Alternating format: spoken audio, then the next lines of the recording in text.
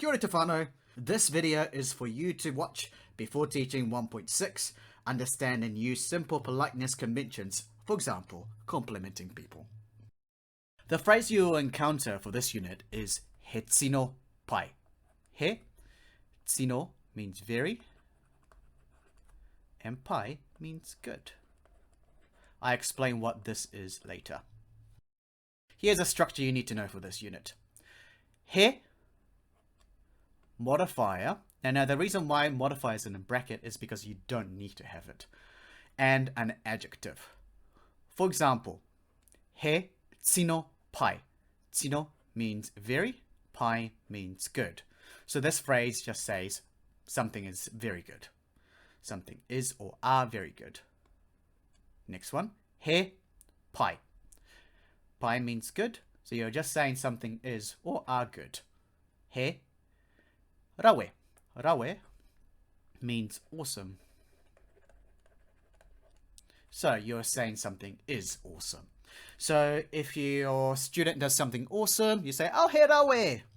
If something goes well, it's like, hi, pai.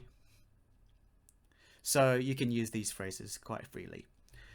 The three words you should know for this unit are I, which means yes, kao, which means no, and this one is not part of the unit, but you should know, is kino. Kino means bad. So if you want to say something is bad or you don't like, you use this adjective, kino. Now, here is another he sentence or he phrase where you add the subject at the end. For example, he, modifier, again, this is optional, adjective, describing word, and subject, what you're talking about. So, first example is here. He pai te mahi. Remember, pai means good. Te mahi is the work. Still getting used to the spins, alright? So, te means the, mahi means work. So, you're saying the work is good in this sentence. Next one. He tino pai tō pai hikara.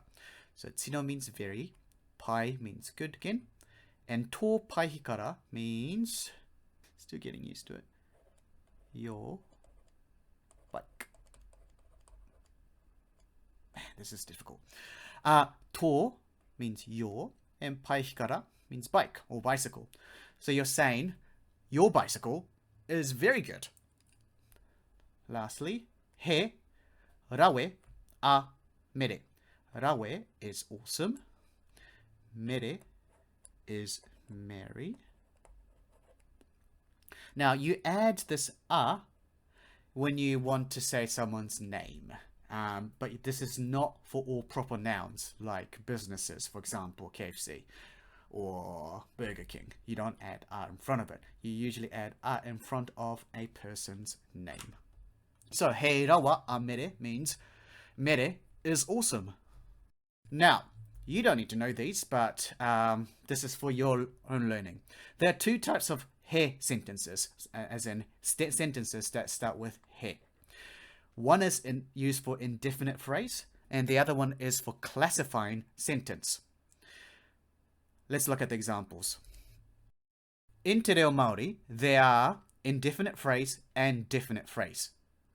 Indefinite meaning that you're not being specific about something. For example, he plus noun. So, he aporo can mean an apple or some apples. You're not being specific about what you're talking about. Definite phrase, on the other hand, usually uses ko sentence starter. For example, ko te aporo or ko ngā aporo. Ko te aporo means the apple, as in one apple, and you've been very specific about it. And ko ngā aporo, which means the apples. You're talking about apples, specifically pointing at something. So there are differences between indefinite phrase and definite phrase. The other use of he sentence is for classifying sentence, which means describing something. He aporo tēnei. Aporo is apple, and tēnei is this.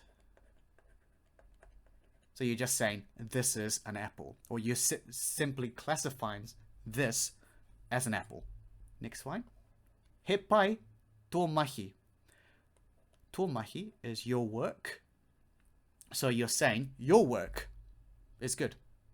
Lastly, he tino rawe te pikitia. Pikitia is picture.